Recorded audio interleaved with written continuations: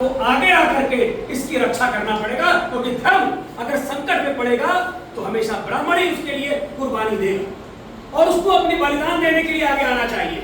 यह अवसर है बलिदान का कि हमें अपने युद्ध पर अडिग रहना है। अगर सरकारी आदेश है, सरकारी आदेश में हर अधिकारी के बाहर देखे नाम पट्टिका लगी रहती है। पुलिस का दरोगा, पुलिस का सिपाही अपने सामने अपना नाम पट्टिका लगाए रहता है, वह अपनी पहचान नहीं छुपाता है, क्योंकि वह सरकार का कार्य है। अगर आप सरकारी कर्मचारी हैं तो आपको अपने नाम की पट्टिका लगानी ही पड़ेगी, अनिवार्यता है, बाध्यता है आपके लिए। तो सरकार का जो वेंडर एक्ट है उसमें भी जो रेलवे स्टेशन पे, रेलवे पे देखिए लोग अपने सामग्री का भी स्पष्ट करते हैं और उस पे अपना नाम भी लिखते हैं। तो पहचान छुपा के जो कार्य किया जाता है, तभी मेरे कोई साथी कह रहे थे वो लव जिहाद को भी आगे कर दीजिए, तो भी तो लव जिहाद है। तो अपनी पहचान को छुपा करके कोई कार्य करना ये पूरी तरह से 420/420 है और इसके विरुद्ध हमारे पास धाराओं में इसका अधिकार है। अनेक धाराएं हैं उसके विरुद्ध कार्रवाई करने के लिए, लेकिन जागृति के लिए हमारे लिए आवश्यक है कि हम सब पहले एक होकर के उसकी युद्ध को कल हम लड़े। कल हम उसको प्रेस क्लब पे कर रहे हैं। आज यहाँ एक गोष्ठी का स्वरूप इसलिए था कि लड़ाई हमें किस रूप में लड़नी है और कितनी लंबी लड़नी है, क्योंकि लड़ाई तब तक जब तक निर्णायक स्तर पे ना पहुंच जाए उस लड़ाई का कोई अर्थ नहीं होता। हम लड़े और उसका कोई निर्णय नहीं आया तो वो लड़ाई बेकार है। हम दो साथी हमारे बीच में बैठे हुए हैं, हम और प्रवीण जी गए थे, कुछ साथी इनके साथ थे।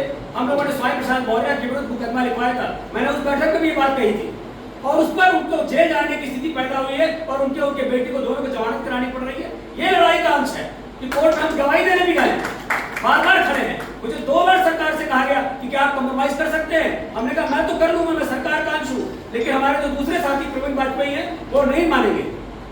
तो इस तरह से हमको लड़ना है। आज यह व्यवस्था है कि कल प्रेस क्लब में अधिक से अधिक संख्या में हम पहुंचे है। प्रेस क्लब में गोष्ठी है, प्रेस क्लब में बैठक, लेकिन वो लगे कि ये घेराव हो रहा है, प्रेस क्लब पूरी तरह से अंदर से बाहर भर गई है। वह संदेश जाए, इतनी संख्या वहां पहुंचे कि ये मुद्दा हमारे लिए बहुत महत्वपूर्ण है। आज हमारे तमाम नेताओं का भाषण मैंने कल सुना। अभी हमारे बीच में आदरणीय मनीष जी बैठे हैं, हमारे वरिष्ठ नेता हैं, प्रवक्ता हैं, बताएंगे कि हमारे ही कुछ नेताओं ने कहा कि जो कांवड़ यात्रा निकलती है उसमें अधिकांश पिछड़े हैं, उसमें दलित हैं।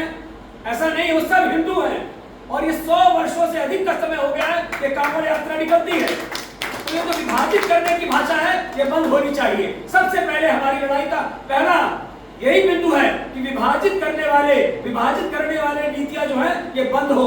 कोई उनको हिंदू ही कहेगा, उनको विभाजित करने की बात नहीं करे। वो सब शिव भक्त हैं, वो सब शैव हैं, वो सब शैव हैं जो वहां पर शिव जी की आराधना में जा रहे हैं। पवित्र जल लेकर के, पवित्र कुंड से लेकर के पूरी शुचिता और पवित्रता के साथ उसको अर्पण करने के लिए जा रहे हैं। तो हम सब के लिए अनिवार्य है कि उनकी शुचिता पवित्रता बनी रहे और अक्षुण्ण रहे। ऐसा सर्वोच्च न्यायालय ने भी कहा है। लेकिन कैसे, ये कैसे हो सकता है कि हम हंसे भी और गाल भी भुला ले? ये संभव नहीं है कि सर्वोच्च न्यायालय के पास कोई कर्तव्य हो, वो करके दिखा सकता हो, उनका कोई न्यायाधीश कर सकता हो तो हो सकता है, लेकिन मैं नहीं मानता कि व्यवहारिक रूप से ये हो सकता है।